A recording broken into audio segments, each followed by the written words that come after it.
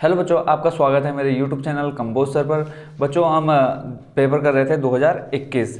ये उसी सीरीज का बच्चों हमारा पार्ट नंबर है 3rd। इससे पहले बच्चों हम देख चुके हैं क्वेश्चन नंबर 1 से लेकर के क्वेश्चन नंबर 26 तक का सॉल्यूशन। इस वीडियो में देखेंगे बच्चों क्वेश्चन नंबर 27 से लेकर के क्वेश्चन नंबर 30 तक का सॉल्यूशन। हम देखते हैं क्वेश्चन नंबर 27 का सॉल्यूशन। क्वेश्चन पढ़ लेते हैं। पहले क्वेश्चन में है, ऋतु धारा के अनुकूल 2 घंटे में 20 किलोमीटर तैर सकती है और धारा के प्रतिकूल 2 घंटे में 4 किलोमीटर तैर सकती है। उसकी स्थिर जल में तैरने की चाल तथा धारा की चाल ज्ञात कीजिए। इस टाइप का बच्चों क्वेश्चन हमने पेपर 2018 में भी देखा है, 2019 में भी और 2020 में भी, और उसके बाद फिर ये दोबारा रिपीट हो गया किसमें, 2021 में।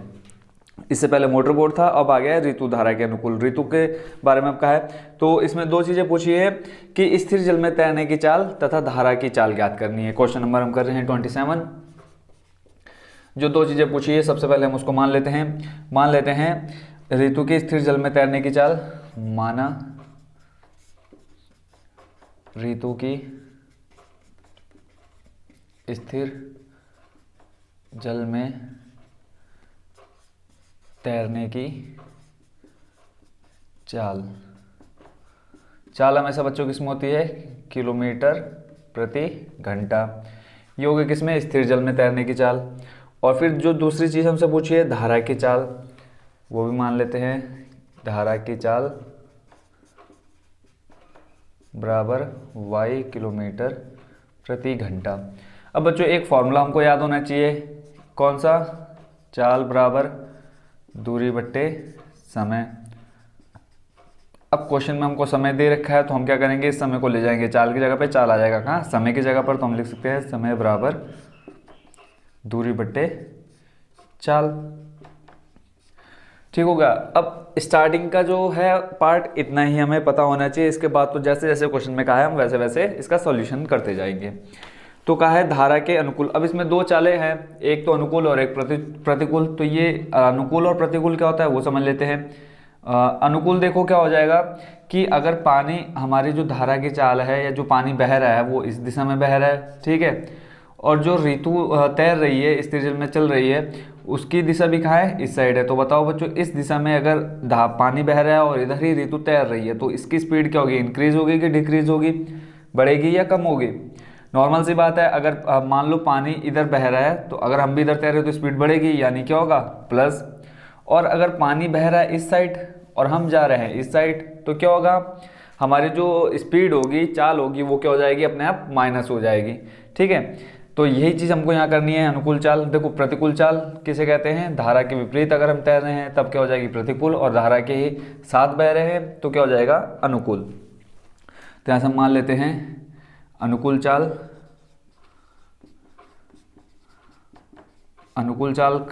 तो देखो यहाँ ऋतु की स्थिर जल में तैरने की चाल हमने क्या लिया है, x किलोमीटर प्रति घंटा, और धारा की चाल क्या हो जाएगा, y किलोमीटर। अब दोनों एक ही दिशा में जा रहे हैं, अनुकूल, यानी क्या हो जाएगा, x प्लस वाई, दोनों चालें क्या हो जाएंगी, जुड़ जाएंगी। यानी ऋतु की चाल और धारा की चाल x प्लस वाई किलोमीटर प्रति घंटा। बच्चों क्वेश्चन बहुत ईजी है, इसको अगर आप बिल्कुल फ्री माइंड से अगर सुनेंगे और देखेंगे तो ईजिली आप इसको एक बार में ही सीख जाएंगे। ठीक है, तो उसके ये हो गए अनुकूल चाल। अब देख लेते हैं प्रतिकूल चाल। तो बताओ बच्चों प्रतिकूल चाल में क्या होगा, प्लस या माइनस।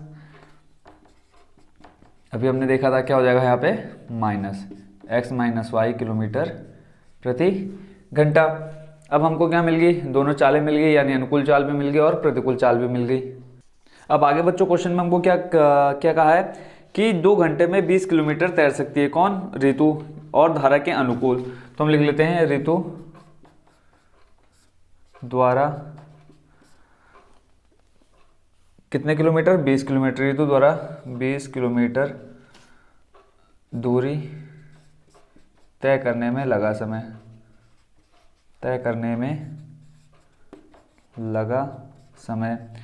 दे रखा है। फॉर्मूला हमने बच्चों देख लिया था क्या, समय बराबर क्या देख लिया था, दूरी बट्टे चाल। दूरी कितनी है, 20 किलोमीटर, और जो इसकी चाल है ऋतु, क्या है इसकी बच्चों चाल, अनुकूल। तो यहाँ लिख लेते हैं ऋतु द्वारा 20 किलोमीटर अनुकूल चाल, ऋतु द्वारा 20 किलोमीटर दूरी तय करने में लगा समय, किसके लिए, अनुकूल चाल के लिए, अनुकूल चाल के लिए। ठीक हो गया। अनुकूल चाल है और ऋतु द्वारा 20 किलोमीटर दूरी तय करने में लगा समय कितना, 2 घंटे लग रहा है। और जो अनुकूल चाल है उसके लिए बच्चों क्या है, हमारी चाल x प्लस वाई, और यहाँ हम ले लेंगे, देखो समय कितना दे रखा है 2 घंटे में, और यहाँ से आ जाएगा 20 बट्टे में x plus Y, cross multiply करा देंगे तो यहाँ से आ जाएगा बच्चों 2x plus 2y equal to 20। यहाँ से 2 कॉमन ले लेते हैं, आ जाएगा x प्लस वाई बराबर 20 बट्टे 2, तो x प्लस वाई बराबर आ जाएगा कितना, 10। इसको हम ले लेते हैं समीकरण नंबर 1। ठीक हो गया। ऐसे ही फिर आगे कहा है कि धारा के प्रतिकूल 2 घंटे में 4 किलोमीटर तैर सकती है, तो हम लिख लेते हैं धारा के प्रतिकूल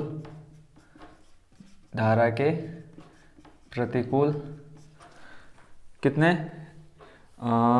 धारा के प्रतिकूल 2 घंटे में 4 किलोमीटर तैर सकती है। धारा के प्रतिकूल 4 किलोमीटर तैरने में लगा समय, सेम फॉर्मूला, समय बराबर क्या, दूरी बट्टे चाल। दूरी अब कितनी दे रखी है बच्चों, 4 किलोमीटर, और चाल क्या है हमारी, किसके लिए, प्रतिकूल चाल के लिए। धारा के प्रतिकूल देखो क्या है, चाल हमने मानी x माइनस वाई, तो यहाँ से आएगा 4 बट्टे x माइनस वाई, और समय कितना लग रहा है, यहाँ पर भी 2 घंटे लग रहे हैं, तो 2 बराबर हो जाएगा 4 बट्टे x माइनस वाई। सेम करेंगे क्रॉस मल्टीप्लाई, ठीक है, तो यहाँ से आ जाएगा 2x minus 2y equal to 4, common ले लेंगे यहाँ से क्या, 2x माइनस वाई बराबर कितना आ जाएगा, 4 बट्टे 2, तो यहाँ से हमारे पास दूसरा समीकरण मिल जाएगा x माइनस वाई, और यहाँ से आ जाएगा 2, समीकरण नंबर 2। ठीक हो गया। अब हमें समीकरण 1 और 2 मिल गया, हम क्या कर लेंगे, समीकरण 1 में समीकरण 2 को जोड़ देते हैं, तो हमें x या y किसी एक का मान मिल जाएगा। समीकरण 1 में समीकरण 2 को जोड़ने पर जोड़ देते, देखो समीकरण 1 क्या हमारा x प्लस वाई, ठीक है, ये लेफ्ट साइड हो गई, और इधर से हम लेफ्ट साइड ले लेते, क्या है, plus x minus Y equal to, यहाँ है हमारे पास कितना, प्लस का 10, और इधर हमारे पास प्लस का 2 जोड़ना है, तो ब्रैकेट खोल देते हैं, यहाँ से आ जाएगा x plus Y plus x minus Y equal to हो जाएगा 10 प्लस 2 करेंगे कितना हो जाएगा 12, इस माइनस से ये माइनस हो जाएगा कट, x प्लस x हो जाएगा 2x इक्वल टू 12, x का मान निकालना है हमें, तो हो जाएगा 12, 2 गुणा में इधर आ जाएगा डिवाइड में, तो x बराबर कितना आ जाएगा 2 शंक 12। x हमने किसको माना था, ऋतु की स्थिर जल में तैरने की चाल को, ठीक है, तो वो हमको मिल गया। अब हमें दूसरी चीज़ में निकालनी है क्या, धारा की चाल, तो धारा की चाल के लिए हम क्या कर देते हैं, समीकरण 1 में से समीकरण 2 को घटा देते हैं। समीकरण 1 से 2 को घटाते हैं, देखो क्या आ जाएगा, x plus Y minus bracket में x minus Y equal to 10 minus 2, ठीक है, तो देखो ब्रैकेट को खोलेंगे तो क्या आ जाएगा हमारे पास, x plus Y minus x, देखो ये माइनस और माइनस हो जाएगा प्लस, और इधर आ जाएगा कितना 8, इस x से x कट हो जाएगा, y प्लस वाई कितना हो जाएगा 2y इक्वल टू में 8, तो y का मान कितना आ जाएगा 8 बट्टे में 2, 2 से 8 में भाग देंगे कितनी बार चल जाएगा 4। तो यहाँ से बच्चों हमने माना था कि ऋतु के स्थिर जल में तैरने की चाल कितनी आ गई, बराबर कितनी आई थी बच्चों, अभी x का मान 6, तो यहाँ से लिख देंगे 6 किलोमीटर प्रति घंटा। ऐसे ही धारा की चाल कितनी आ गई, 4 किलोमीटर प्रति घंटा। ये हो गया बच्चों हमारा क्वेश्चन नंबर 27 भी कंप्लीट। इसमें बच्चों कहीं पे भी आपको थोड़ा सा भी डाउट हो तो आप ज़रूर एक कमेंट डाल देना प्यारा सा, उसका सॉल्यूशन भी आपको दे दिया जाएगा। अब देखते हैं बच्चों 27 नंबर का अथवा में जो क्वेश्चन आ रखा है एग्जाम में, वो पढ़ लेते हैं पहले। 5 वर्ष पूर्व नूरी की आयु सोनू की आयु की 3 गुनी थी। 10 वर्ष पश्चात नूरी की आयु सोनू की आयु की 2 गुनी हो जाएगी। नूरी और सोनू की आयु कितनी है? तो मान लेते हैं, माना क्वेश्चन नंबर कर रहे हैं हम 27 का, अथवा तो सबसे पहले दोनों की आयु मान लेते हैं। माना नूरी की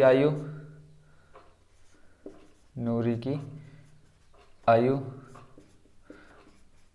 x वर्ष और दूसरा कौन है, सोनू। तो सोनू की आयु मान लेते हैं, सोनू की आयु बराबर में y वर्ष। अब क्वेश्चन में क्या कहा है कि 5 वर्ष पूर्व। अब देखो बच्चों एक चीज़ हमको ये पता होनी चाहिए, पूर्व के लिए प्लस आता है या माइनस आता है, ऐसे पश्चात के लिए प्लस आता है कि माइनस आता है। पूर्व की बात हो रही है यानी पहले की, तो अगर मैं आपसे पूछूं कि आज से 10 साल पहले आपकी उम्र कितनी थी, मान लेते हैं आज आपकी कितनी है 20 है, और बोलूं कि 10 साल पहले पीछे कितनी थी, तो क्या करेंगे आप आज में से माइनस करेंगे, ठीक है। तो अगर आज आपकी 20 है, उसमें से 10 माइनस करेंगे, आ जाएगा 10, यानी ये पूर्व की आयु आ गई। और बोलो कि आज से 10 साल बाद कितनी होगी, आप क्यों तो क्या करोगे, आप प्लस करोगे, जोड़ोगे ना, कि आज से 10 साल बाद तुम्हारी उम्र कितनी हो जाएगी। तो 20 में जितना आपकी मतलब कितना आ जाएगा 10, तो टोटल आएगा कितना 30, यानी पश्चात के लिए आप क्या कर रहे हैं, बाद के लिए प्लस, और पूर्व के लिए क्या कर रहे हैं, माइनस। तो हमें अब इनकी क्या होनी चाहिए, पहले 5 वर्ष पूर्व की आयु पता होनी चाहिए, तब तो इनका हम क्या करेंगे कि गुना करेंगे। जैसे क्वेश्चन में कहा है 5 वर्ष पूर्व नूरी की आयु सोनू की आयु की 3 गुनी थी, तो हमें पहले इनकी क्या पता होनी चाहिए, 5 वर्ष पूर्व की आयु पता होनी चाहिए। तो यहाँ लिख लेते हैं 5 वर्ष पूर्व नूरी की आयु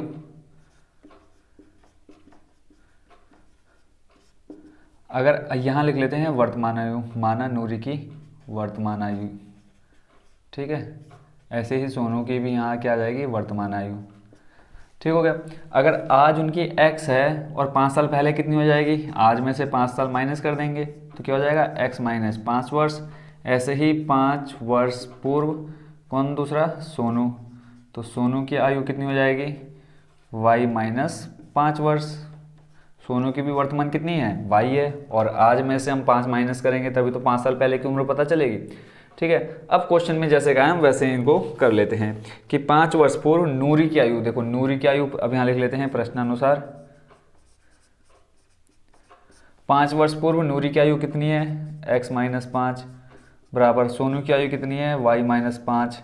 जो नूरी की आयु है सोनू की आयु को कितनी गुनी, 3 गुनी, तो हमने कर दिया गुणा 3। इसको सॉल्व कर लेते हैं, तो यहाँ से आ जाएगा x माइनस 5, 3 की गुणा अंदर कराएंगे तो आ जाएगा 3y माइनस 5 दिया 15, ठीक हो गया। इस माइनस 5 को ले आते हैं हम कहाँ, राइट साइड में, 3y को ले आते हैं लेफ्ट साइड में, तो x माइनस हो जाएगा 3y इक्वल टू माइनस का 15 और माइनस का 5 इधर आएगा, हो जाएगा प्लस का 5। यहाँ से मिल गया हमें x minus 3y equal to minus 10, समीकरण नंबर 1। ऐसे ही फिर बोला है क्वेश्चन में कि 10 वर्ष पश्चात नूरी की आयु सोनू की आयु की 2 गुनी हो जाएगी। तो अब हमें पहले 10 साल बाद उनकी आयु देखनी है कितनी है, तो यहाँ लिख लेते हैं 10 वर्ष पश्चात, 10 वर्ष पश्चात नूरी की आयु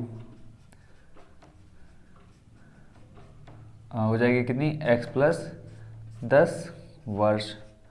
ऐसे ही 10 वर्ष पश्चात सोनू की, बच्चों आपने ये डैश डैश नहीं करना है, यहाँ पे आपने पूरी लैंग्वेज लिखनी है। सोनू की आयु कितनी हो जाएगी, y प्लस 10 वर्ष, ठीक हो गया। अब फिर से हम यहाँ लिख लेते हैं प्रश्नानुसार। बोला है 10 वर्ष पश्चात नूरी की आयु कितनी, x प्लस 10 बराबर सोनू की आयु y प्लस 10 कितनी गुनी हो जाएगी, 2 गुनी हो जाएगी, तो गुणा 2। फिर से हम जैसे समीकरण 1 बनाया वैसे कर लेते हैं, x प्लस 10 बराबर में ये हो जाएगा 2y प्लस 20, क्या क्या 2 से गुणा करा दिया अंदर ब्रैकेट में। फिर से x और y को एक तरफ ले लेते हैं, प्लस का 2y है, इधर आके माइनस का 2y, ये आ जाएगा 20, 10 को ले जाएंगे उधर, क्या हो जाएगा माइनस 10, तो यहाँ से आ जाएगा x minus 2y equal to 10, ये आ गया हमारा समीकरण नंबर 2। अब बच्चों x और y का जैसे हमने अभी इससे पहले निकाला वैसे भी निकाल सकते हैं, नहीं तो हम क्या कर लेते हैं, विलोपन विधि से इसको सॉल्व कर लेते हैं। तो यहाँ लिख लेते हैं विलोपन विधि से। सीखी होगी बच्चों आपने विलोपन विधि, चैप्टर कौन से में, 3rd में। क्या होती है विलोपन विधि, हम दोनों समीकरणों को ले लेते हैं पहले इक्वल में, तो x minus 3y equal to minus 10, और दूसरा है हमारे पास x minus 2y equal to plus 10। अब इसमें बच्चों क्या करना होता है, हमें x या y दोनों में से किसी एक वैल्यू को क्या करना है, बराबर करना है, और उसके बाद उनके चिन्ह बदल देना है। यहाँ देखेंगे x और x दोनों प्लस में है, अगर हम चिन्ह बदल दें तो एक प्लस में हो जाएगा, एक माइनस में हो जाएगा, तो इजीली हम इसको क्या कर सकते हैं, कट कर सकते हैं। तो यहाँ पर चिन्ह बदल लेते हैं, माइनस, ये देखो प्लस का है माइनस हो जाएगा। अब इसके जो बाकी समीकरण में भी जो वैल्यू है वो उनके चिन्ह भी चेंज करने होते हैं। तो यहाँ देखो ये माइनस में है तो ये हो जाएगा प्लस, ये प्लस में है तो ये भी हो जाएगा माइनस। देखो एक प्लस में और एक माइनस में, इसको हम कर सकते हैं कट।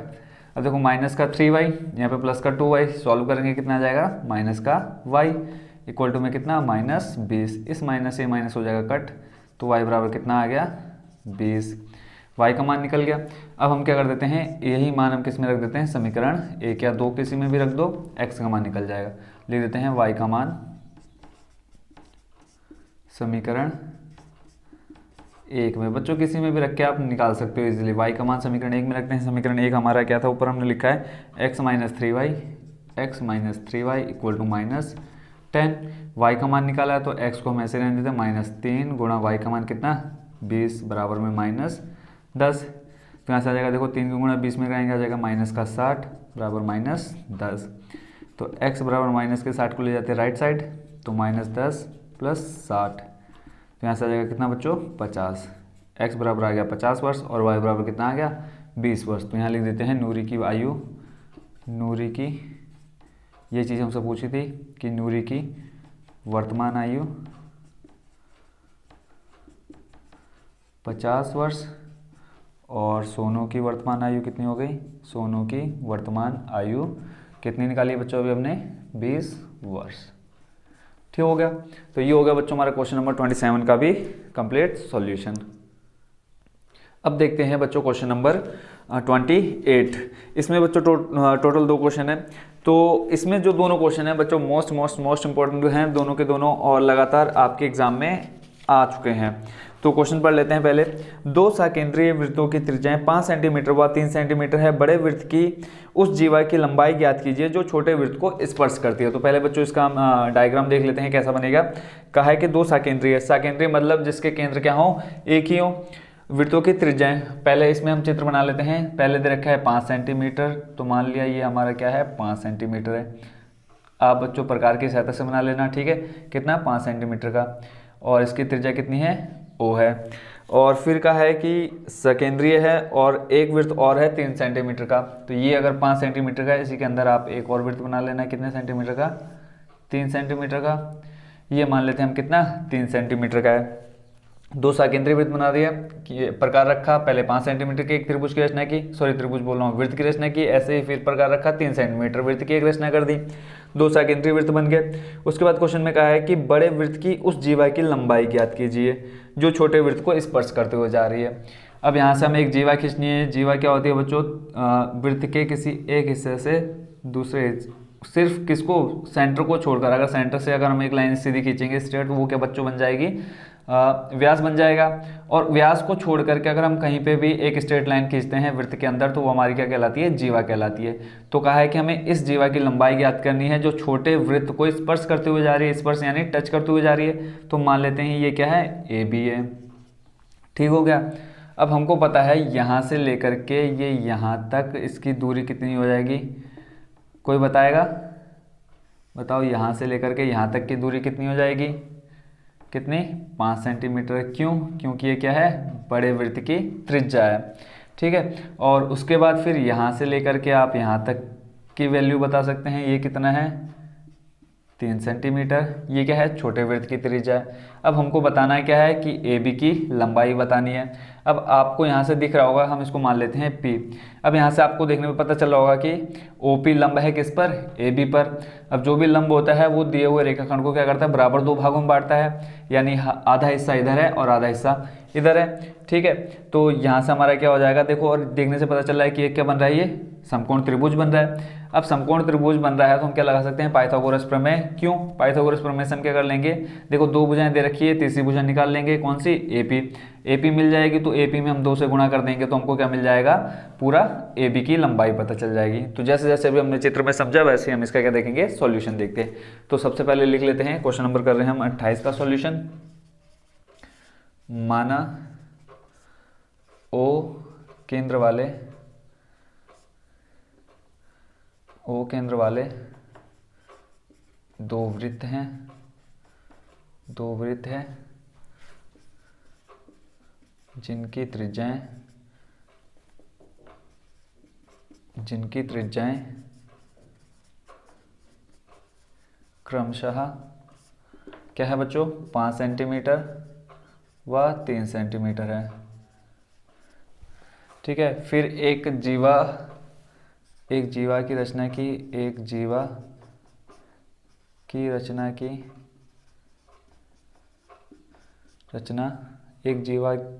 एक जीवा ए बी की रचना की जो छोटे बड़े वृत्त पर, हमने बड़े वृत्त पर किया ना, वो भी लिख लेते हैं। बड़े वृत्त पर एक जीवा ए बी की रचना की जो छोटे वृत्त को स्पर्श करते हुए जाती है, स्पर्श करते हुए जाती है। ठीक हो गया। एपी की रचना की और हमने मान लिया कि ओ से बिंदु P छोटे वृत्त की त्रिज्या है, छोटे वृत्त की त्रिज्या है। ये हमने कर दी रचना। अब हमको क्या बताना है, ज्ञात करना है। यहाँ हम लिख लेते हैं ज्ञात करना है बड़े वृत्त की जीवा यानी AB की लंबाई। आप लोग अभी डायग्राम से समझ गए होंगे कैसे निकालनी है हमने। तो हम ले लेते हैं कि देख लेते हैं OP। देखो OP लंब है किस पर, AB पर। ठीक हो गया। तो यहाँ से हम लिख लेते हैं दिया हुआ त्रिभुज जो है, त्रिभुज OAP समकोण त्रिभुज है, त्रिभुज OAP समकोण त्रिभुज है। कि तब क्या लगाएंगे हम, पाइथागोरस प्रमेय। तब पाइथागोरस प्रमेय से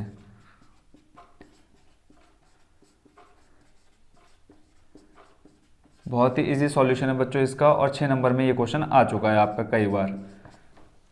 ठीक है। तब पाइथागोरस प्रमेय से क्या हो जाएगा, कर्ण का स्क्वायर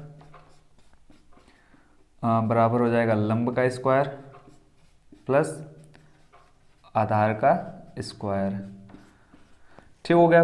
अब यहाँ देखिए, अगर हम यहाँ से ले रहे हैं एंगल P तो इसकी सम्मुख भुजा क्या हो जाएगी, कर्ण। तो यहाँ से हम लिख सकते हैं 5 का स्क्वायर बराबर लंब हम ले रहे हैं, यहाँ से हम ले लेते हैं एंगल OPA। ठीक है। P को हम ले रहे हैं क्योंकि P हमारा क्या है 90 डिग्री, और जो एंगल बीच में रहता है वही हमारा मेन एंगल होता है। तो कर्ण हो गया हमारा 5 का स्क्वायर बराबर लंब। देखो लंब क्या हो जाएगा हमारा OP का कर देते हैं स्क्वायर यानी 3 का स्क्वायर प्लस आधार निकालना है। आधार हमारा क्या है AP। तो आधार हम निकाल लेते हैं, यहाँ हम आधार की वैल्यू रख देते हैं क्या है AP। ठीक है। तो ये हो जाएगा AP का स्क्वायर। 5 का स्क्वायर करेंगे 25 बराबर 3 का स्क्वायर 9 प्लस AP का स्क्वायर। इस 9 को ले जाते हैं हम कहाँ, लेफ्ट साइड में। तो हो जाएगा 25 माइनस 9 बराबर में आ जाएगा कितना, AP स्क्वायर। 25 माइनस 9 करेंगे 16 AP स्क्वायर। AP का मान निकालना है तो यहाँ से स्क्वायर हटा देते हैं तो क्या लग जाएगा, रूट में आ जाएगा 16। तो यहाँ से बच्चों AP बराबर कितना आ जाएगा 4। ठीक हो गया। तो यहाँ से हम लिख लेते हैं जो AB की लंबाई निकालनी है तो AB बराबर क्या है 2 इंटू AP। यही तो है कि AB जो है पूरा कंप्लीट AB वो क्या है AP का दुगना है। तो यहाँ से हम AB बराबर लिख देते हैं 2 गुणा, यहाँ से देखो AP का मान बच्चों कितना आ जाएगा 4। अब 2 गुणा 4 करेंगे बच्चों कितना आ जाएगा, टोटल हमारे पास 8। ठीक हो गया। तो यहाँ AP का मान रख देते हैं, ये हो गया 4 दूनी 8। तो पूरे हमारे जो जीवा की लंबाई है कितनी आ गई 8 सेंटीमीटर। यहाँ लिख देते हैं जीवा की लंबाई बराबर 8 सेंटीमीटर। ये चीज़ हमसे क्या करी थी, क्वेश्चन में पूछी थी कि जीवा की लंबाई ज्ञात करो जो छोटे वृत्त को छूकर जा रही है, ये स्पर्श करते हुए जाती है। तो हो गया बच्चों हमारा क्वेश्चन नंबर 28 का भी कंप्लीट सॉल्यूशन। अब देखते हैं बच्चों क्वेश्चन नंबर 28 का अथवा। 28 नंबर का सॉल्यूशन अभी हमने देखा, तो देख लेते हैं अब 28 का अथवा भी। क्वेश्चन पढ़ लेते हैं क्या कहा है इसमें कि एक वृत्त की परिघित एक चतुर्भुज ABCD खींचा गया है। सिद्ध कीजिए कि AB प्लस CD बराबर AD प्लस BC है। तो जो सिद्ध करना है बच्चों को उसको पहले लिख लेते हैं, और इसका एक चित्र भी दे रखा है, डायग्राम दे रखा है, उसको हम बना लेंगे। तो सिद्ध करना है वो लिख लेते हैं, सिद्ध करना है क्या AB प्लस CD बराबर दिखाना है हमको किसके, AD प्लस BC के, AD प्लस BC के। ये चीज़ हमको सिद्ध करनी है, और इसमें एक डायग्राम दे रखा है वो भी देख लेते हैं। एक सर्कल है और ये एक जा रहा है हमारे किसके, चतुर्भुज के, सॉरी इसमें चतुर्भुज जा रहा है इसको टच करते हुए। इस टाइप की हमें आकृति दे रखी है। अब इसमें जो बिंदु दे रखे हैं वो लिख लेते हैं ABCD, A B C और D। और इनके जहाँ पर जो ये भुजाएं स्पर्श कर रही हैं वृत्त को, वो बिंदु भी दे रखे हैं आर एस, और यहाँ पर है पी, और इस जगह पर है क्यू। ये हमको चित्र दे रखा है और हमको सिद्ध करना है कि A B plus C D बराबर क्या है, A D plus B C. तो बच्चों एक चीज़ आप लोगों को पता होनी चाहिए कि एक ही भाई बिंदु से खींची गई स्पर्श रेखाएं क्या होती हैं, बराबर होती हैं। अब यहाँ देखो स्पर्श रेखा क्या है, एक ही बिंदु से जा रही है, कौन से, आर से, तो यानी जो स्पर्श रेखा होंगी क्या होंगी, बराबर होंगी, यानी डी आर बराबर क्या होगा, सी आर। ऐसे ही डी एस बराबर हो जाएगा ए एस के, ए पी बराबर हो जाएगा किसके, पी बी के, बी क्यू बराबर हो जाएगा किसके, सी क्यू के। तो जो चीज़ हमको पता है वो हम लिख लेते हैं, यहाँ लिखते हैं हम जानते हैं कि यही लाइन क्या है, इंपॉर्टेंट है इस पूरे क्वेश्चन के सॉल्यूशन में। हम जानते हैं कि क्या जानते हैं कि एक ही बिंदु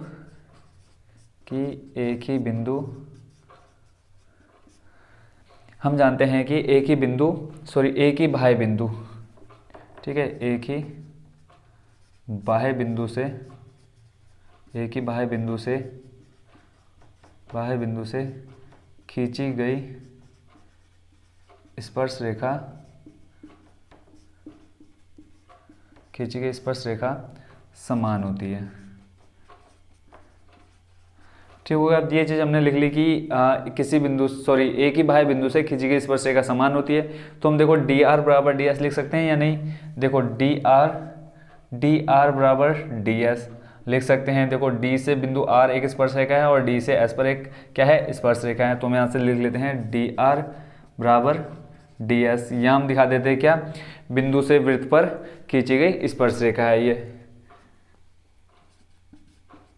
बिंदु से वृत्त पर खींची गई स्पर्श रेखा।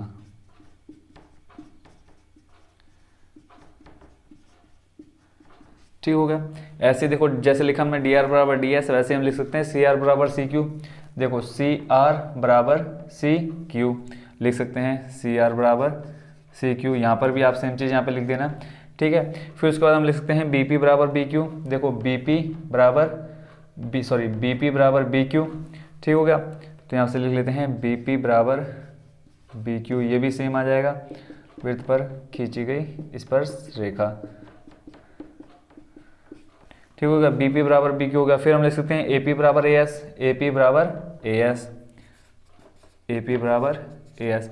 सबसे पहले हमने लिया क्या, डी आर बराबर डी एस। देखो डी आर बराबर डी एस, फिर हमने लिया सी आर बराबर सी क्यू, सी आर बराबर सी क्यू। फिर हमने लिया क्या, बी पी बराबर बी क्यू। फिर हमने लिया ए पी बराबर ए एस। तो हम लिख लेते हैं, इनको समीकरण मान लेते हैं 1 2 3 4।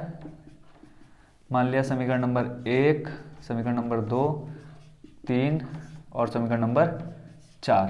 क्या करेंगे हम, चारों समीकरणों को जोड़ देंगे। तो यहाँ लिखेंगे समीकरण 1 2 3 4 को जोड़ने पर, समीकरण 1 2 3 व 4 को जोड़ने पर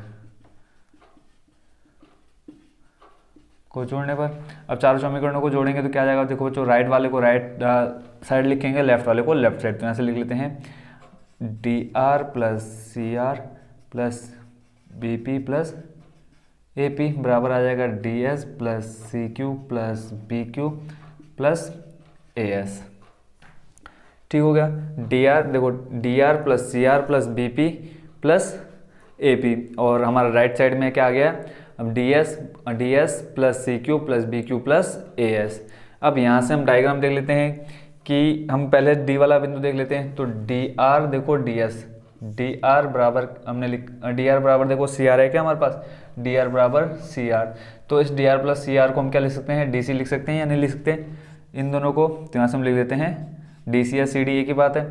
फिर देखो B P plus A P, B P plus A P, इस पूरे को हम क्या लिख सकते हैं, ए बी। तो यहाँ से आ जाएगा plus A B equal to में देखो हमारे पास क्या है, D S plus C Q, D S plus C Q. हमें क्या दिखाना है, ए डी बराबर दिखाना है हमें किसको, बी सी के। तो यहाँ से हम देख लेते हैं कि हमारे पास A S plus D S है क्या। देखो ए एस ये रहा और डी एस ये रहा। तो यहाँ से हम लिख सकते हैं A S plus D S, ठीक है, प्लस फिर हमें चाहिए क्या, B Q plus C Q, B Q ये रहा प्लस सी क्यू ये रहा। ठीक हो गया। तो यहाँ से हम A S plus D S को लिख सकते हैं, देखो क्या है, A S plus D S को लिख सकते हैं ए डी प्लस, ठीक है, B Q plus C Q, B Q plus C Q को क्या लिख सकते हैं, बी सी। इक्वल टू में आ जाएगा BC। तो यहाँ से आ गया बच्चों हमारे पास क्या सिद्ध क्या करना था, AB प्लस CD। तो यहाँ से लिख लेते हैं AB plus CD equal to दिखाना था हमें क्या, AD प्लस BC। तो जो चीज़ हमको सिद्ध करनी थी वो चीज़ हम क्या कर चुके हैं, सिद्ध कर चुके हैं। तो ये हो गया बच्चों हमारा क्वेश्चन नंबर 28 का भी अथवा कंप्लीट। अब देखते हैं बच्चों क्वेश्चन नंबर 29 का सॉल्यूशन। क्वेश्चन नंबर पढ़ लेते हैं 29। एक कलमदान एक घनाभ के आकार की है, ठीक है, लकड़ी का बना हुआ है, जिसमें कलम रखने के लिए 4 शंक्वाकार गड्ढे बने हुए हैं। घनाभ की विमाएं दे रखी हैं 15 सेंटीमीटर, 10 सेंटीमीटर और 3.5 सेंटीमीटर। प्रत्येक गड्ढे की त्रिज्या दे रखी है 0.5 सेंटीमीटर और गड्ढे की गहराई दे रखी है 1.4 सेंटीमीटर। पूरे कलमदान में लकड़ी का आयतन ज्ञात कीजिए। बच्चों अगर आप इसका चित्र समझ गए तो इस पूरे क्वेश्चन का सॉल्यूशन भी आप इजीली समझ जाएंगे। तो जो कलमदान होता है वो हमारा लगभग होता है,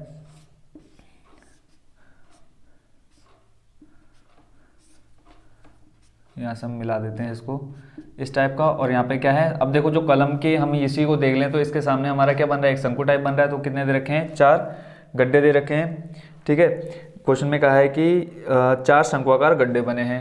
तो यहाँ पे हम शंक्वाकार गड्ढे बना देते हैं, 1 2 3 4, ठीक है। एक कलमदान है जिसके अंदर हम क्या रखते हैं, कलम रखते हैं। इस तरह से हमने कलम इसके अंदर रख दी, ठीक है। तो जो ये गड्ढे बन रहे हैं वो हमारे क्या है, शंक्वाकार हैं। अब हमें बताना है इस पूरी लकड़ी का आयतन, यानी इस लकड़ी को बनाने में कितनी हम लकड़ी यूज़ कर रहे हैं वो बताना है, आयतन बताना है। तो हम इसमें हमें लकड़ी का आयतन बताना है। तो क्या करेंगे हम, इस शंकु का ये जो शंक्वाकार गड्ढे हैं इनको अगर हम माइनस कर देंगे तो ये जो लकड़ी है हमें वो पता चल जाएगी कितनी है इसमें लगी हुई। तो हम क्या करेंगे, पहले इस पूरे घनाभ का आयतन निकालेंगे, ठीक है। इसकी विमाएं दे रखी है, L into B into H दे रखा है, ठीक हो गया। उसके बाद फिर हम निकालेंगे इस शंक्वाकार गड्ढों का आयतन। बस हमें क्या पता होना चाहिए, इनके फॉर्मूले पता होने चाहिए। तो हम सबसे पहले लिख लेते हैं कि जो हमको दे रखा है, घनाभ की विमाएं दे रखी हैं, घनाभ की विमाएं L B और H। L दे रखा है बच्चों हमको 15 सेंटीमीटर और B दे रखा है 10 सेंटीमीटर, ठीक है। और H दे रखा है 3.5 सेंटीमीटर।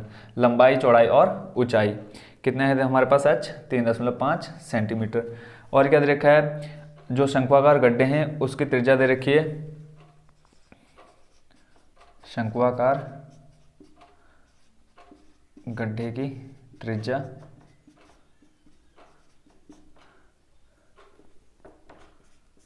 दे रखी है 0.5 सेंटीमीटर।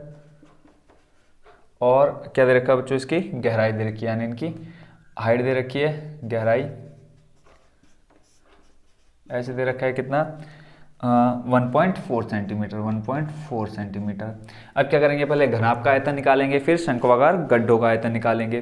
तो घनाभ का आयतन निकालने के लिए फॉर्मूला क्या हो जाएगा बच्चों, घनाभ का आयतन फॉर्मूला बताओ क्या होता है, लंबाई गुणा चौड़ाई गुणा ऊंचाई, यानी L into B into H। L दे रखा है 15 गुणा B दे रखा है 10 और हाइट दे रखी है 3.5।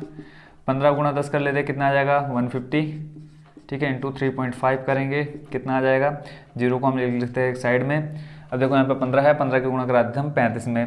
तो 15 पंजे कितना होता है 75, 75 का 5 हाथ से लगा 7, 15 या 45 और 7 कितना हो जाएगा 52। तो हमारे पास कितना आ गया 5250। पर यहाँ पे एक अंक के बाद हमारे पास पॉइंट है तो हम लगा देते हैं यहाँ पे पॉइंट। तो हमारे पास बच्चों टोटल कितना आ जाएगा 525 सेंटीमीटर क्यूब। आयतन पूछा तो आयतन बच्चों हमेशा क्यूब में आता है, ठीक हो गया। ये हमको मिल गया किसका, घनाभ का आयतन। अब हमें किसका निकालना है, शंकु का आयतन। तो यहाँ लिख लेते हैं कितने गड्ढे हैं बच्चों 4, तो चारों को निकाल लेते हैं, चारों शंक्वाकार गड्ढों का आयतन। अब यहाँ पे भी किसका पता होना चाहिए फॉर्मूला में, शंकु का। 4 हैं क्या गड्ढे, तो लिख लेते हैं 4 गुणा। अब बताओ बच्चों शंकु का आयतन क्या होता है, शंकु का आयतन 1/3 pi R square H, 1/3 pi R square H। 4 क्यों लिखा, 4 गड्ढों का निकालना है और एक गड्ढे के लिए फॉर्मूला क्या होता है हमारा 1/3 पाई आर स्क्वायर H। तो यहाँ से लिख लेते 4 गुणा 1/3 गुणा पाई का मान बच्चों इसमें हमको नहीं कहा है कि क्या लेना है, 22/7 लेना है या 3.14 लेना है। तो हम यहाँ पे ले लेते हैं 22/7, ठीक हो गया। 22/7 इसकी रेडियस दे रखी है किसकी, शंक्वाकार गड्ढे की, कितने 0.5, तो यहाँ पे 0.5 गुणा 0.5 और हाइट दे रखी है 1.4। ठीक हो गया। अब इसको थोड़ा इजी बनाने के लिए हम क्या कर लेते हैं, पहले पॉइंट को हटा लेते हैं यहाँ से, तो बाकी का सॉल्यूशन हम देख लेते हैं इस साइड। तो यहाँ से है हमारे पास 4 गुणा 1/3 गुणा 22/7 गुणा में देखो पॉइंट हटाएंगे, यहाँ से क्या आ जाएगा 5/10 गुणा ये भी आ जाएगा 5/10 और गुणा 14/10। अब क्या करते हैं, सॉल्व कर लेते हैं। 5 एकम 5, 5 दूनी 10, 5 एकम 5, 5 दूनी 10 और 2 सत्ते 14, 2 पंजे 10। इस 7 से ये 7 हो जाएगा कट, और देखो इस 2 से ये 2 बार जाएगा, फिर इस 2 से फिर ये 2 पूरा ख़त्म। अब हमारे पास जो शेष बचा उसको लिख लेते हैं। तो देखो ऊपर है 22 और कुछ भी नहीं है, और नीचे है 5 तियाँ 15। इसको सॉल्व कर लेते हैं। 15 और 22 में भाग देते हैं किससे, 15 से। 15 एकम 15, कितना शेष बचेगा 7, पॉइंट लगाया 0, कितना आ जाएगा 15 तियाँ 45, 15 चौको 60, 15 पंजे 75, 5 पर पढ़ेंगे ज़्यादा तो ये हो जाएगा 15 चौको 60, शेष बचा 10। फिर यहाँ हमने ऑलरेडी पॉइंट लगा लिया तो 1 0 बढ़ा सकते हैं। फिर 15 का पहाड़ा पढ़ते हैं। 15 तिया 45, 15 चौको 60, 15 पंजे 75, 15 छंग 90। अगर 15 छंग 90 पर 6 बार करेंगे तो 90, और अगर 7 बार पढ़ेंगे ज़्यादा हो जाएगा, तो यहाँ पे लिख लेते हैं 6, तो कितना आ जाएगा 90। फिर शेष बचा 10। अभी देखो बार बार शेष 10 बचता जाएगा, तो हम क्या ले लेते हैं, इस 6 को हटा करके हम यहाँ कर सकते हैं 1.5। ठीक है, कर सकते हैं। तो यहाँ से आ जाएगा कितना 1.5 सेंटीमीटर क्यूब। ये आ गया किसका, शंक्वाकार गड्ढों का आयतन। अब हमें लकड़ी का आयतन निकालना है, तो हम स्टार्टिंग में ही देख चुके थे कैसे निकालेंगे। तो लिखेंगे लकड़ी का आयतन बराबर क्या हो जाएगा, घनाभ का आयतन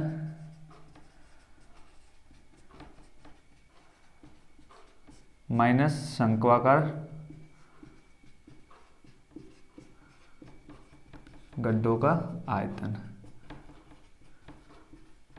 ठीक है, घनाभ का आयतन कितना आया हमारे पास 525 माइनस शंक्वाकार गड्ढों का आयतन कितना है 1.5। सॉल्व कर लेते हैं। देखो 525 में से 1 माइनस करेंगे कितना आ जाएगा, यहाँ देख लेते हैं 525, पॉइंट नहीं आएगा इसमें, 525 पॉइंट ले लेते हैं हम 0, और यहाँ पे है 1.5। सॉल्व कर लेते हैं।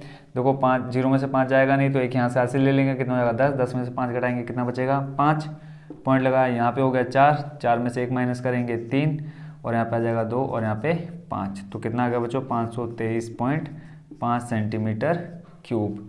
ये क्या निकल के आया हमारा, लकड़ी का आयतन, जो किस में यूज़ की गई है बच्चों, कलमदान में। तो ये हो गया हमारा क्वेश्चन नंबर 29 का भी कंप्लीट सॉल्यूशन। अब देखते हैं बच्चों इस पेपर का लास्ट क्वेश्चन, यानी क्वेश्चन नंबर 30। और ये क्वेश्चन बच्चों मोस्ट इंपॉर्टेंट है, और हर साल माध्यक से एक क्वेश्चन जरूर पूछा जाता है। क्वेश्चन नंबर 30 और 6 नंबर फ्री के हैं बच्चों, अगर आप इसको ध्यान से देख लेते हैं।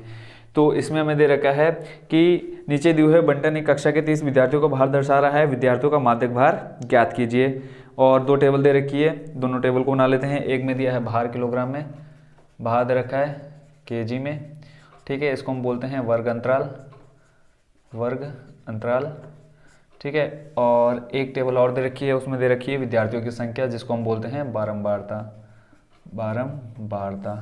ठीक है, और इसको हम जो टेबल दे रखी है उसमें दिखा रखा है विद्यार्थियों की संख्या। और एक टेबल, अब माध्यक निकालना है तो उसके लिए एक टेबल और बनती है किसकी, संचयी बारंबारता की। संचयी बारंबारता किससे दिखाते हैं हम इसको, CF से, और बारंबारता दिखाते हैं हम F से। भार केजी में दे रखा है, स्टार्टिंग है हमारी 40 से 45 तक। ठीक है, और लास्ट 5-5 का अंतर है, और लास्ट है 70 से 75। तो यहाँ से ले लेते हैं हम 45 से 50, 50 से 55, 55 से 60, 60 से 65, 65 से 70, और 70 से 75। और जो भार दे रखा है, विद्यार्थियों की संख्या दे रखी है वो है 2 3 8, 2 3 8 6 6, और फिर दे रखा है 3 2। अब CF कैसे निकालते हैं बच्चों, क्रॉस में हम ऐड करते हैं। ठीक है, इस तरह से जो भी ऐड करके आएगा उसको हम यहाँ लिखते जाएंगे। तो देखो 2 के ऊपर कोई संख्या नहीं है, तो 2 में हम 0 को ऐड करेंगे, कितना आ जाएगा 2। फिर हम इस 3 और 2 को ऐड करेंगे, कितना आ जाएगा 5। 8 और 5 को ऐड करेंगे, कितना हो जाएगा 13। फिर ऐसे ही 6 और 13 को ऐड करेंगे, ठीक हुआ। 3 और 2 को ऐड करा 5, 8 और 5 को ऐड किया, कितना आ गया 13। ऐसे ही 6 और 13 को ऐड करेंगे, कितना आ जाएगा 19। 19 और 6 को ऐड करेंगे, कितना आ जाएगा 25। 25 और 3 को ऐड करेंगे, कितना हो जाएगा 28, ठीक है 28 हो गया। और ऐसे ही 28 और 2 को ऐड करेंगे, कितना आ जाएगा 30, ठीक है। 2 के सामने 2, 3 के सामने 5, 8 के सामने 13, 6 के सामने 19, यहाँ पे आ जाएगा 19, ठीक हो गया। और लाइनिंग की वजह से थोड़ी गड़बड़ होगी, इसको सही कर लेते हैं टेबल को। देखो 2 के सामने 2, 3 के सामने 5 और यहाँ 8 के सामने आ गया 13, 6 के सामने 19, 6 के सामने आ जाएगा 25 और यहाँ से 3 के सामने आ जाएगा 28 और 2 के सामने 30। ये बच्चों हमने कैसे निकाला, ऐड करते गए क्रॉस में, ठीक है। देखो 2 प्लस 2 में 0 ऐड किया 2, फिर 3 में 2 ऐड किया 5, 8 में 5 ऐड किया 13, फिर 13 में 6 ऐड किया 19, 19 में 6 जोड़ा 25, 25 में 3 जोड़ा 28 और 28 में 2 जोड़ा 30। और जो टोटल विद्यार्थियों की संख्या दे रखी है यानी n बराबर दे रखा है, कितना 30 दे रखा है। और जो हमारा CF आता है बच्चों लास्ट में, वो क्या होना चाहिए, इसके n के बराबर होना चाहिए। तो माध्यक का एक फॉर्मूला देख लेते हैं, क्या होता है माध्यक बराबर। माध्यक बराबर होता है L plus n/2 minus CF बट्टे में F और गुणा में आ जाता है H, ठीक हो गया। तो फॉर्मूला को अभी हम समझ लेंगे, पहले हम देख लेते हैं माध्यक पद, यानी ये जो n/2 का मान है वो निकालना है। माध्यक पद निकालते हैं हम कैसे, n/2 करके। n का मान कितना है 30/2, तो यानी यहाँ से कितना आ जाएगा 15। देखो माध्यक पद निकालते हैं हम n+1/2 कर करके, ठीक है n+1/2, तो यहाँ से आ जाएगा हमारा 30 + 1/2, ठीक है। तो यहाँ से आ जाएगा n+1/2, तो 30 + 1 हो जाएगा 31। तो यहाँ से बच्चों कितना आ जाएगा, 30 और 31 को हम देखेंगे तो आ जाएगा 31/2, तो इसको हम लिख सकते हैं 15 सही 1/2। तो अब ये देखना है कि CF में 15 सही 1/2 किसके आसपास की वैल्यू है। तो देखेंगे ये 13 से क्या है ज़्यादा है, तो हम देखेंगे किसके आसपास, 19 के आसपास, ठीक है।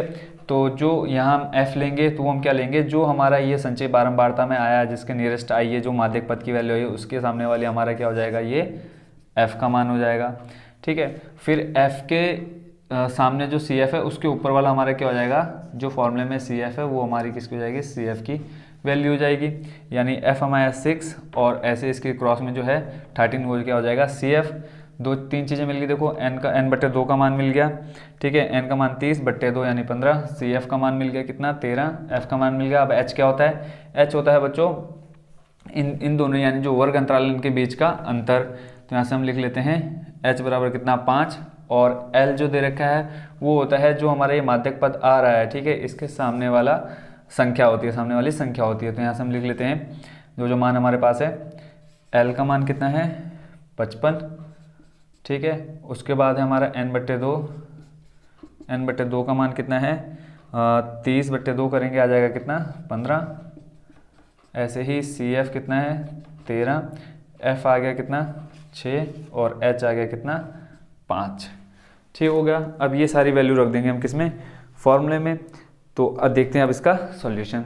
फॉर्मूले में रखते हैं वैल्यू, L का मान 55 प्लस यहाँ से n/2 यानी 30/2 करेंगे, 30/2 माइनस CF कितना 13 और बट्टे में है F का मान 6 और गुणा में H यानी 5।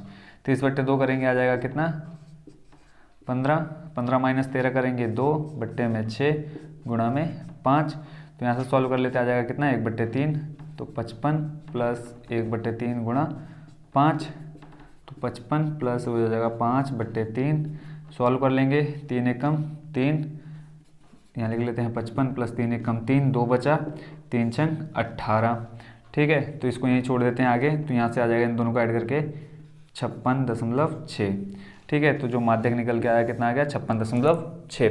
ये हो गया बच्चों हमारा क्वेश्चन नंबर 30 कंप्लीट, और इसी के साथ हमारा पेपर 2021 का सॉल्यूशन भी हो गया कंप्लीट।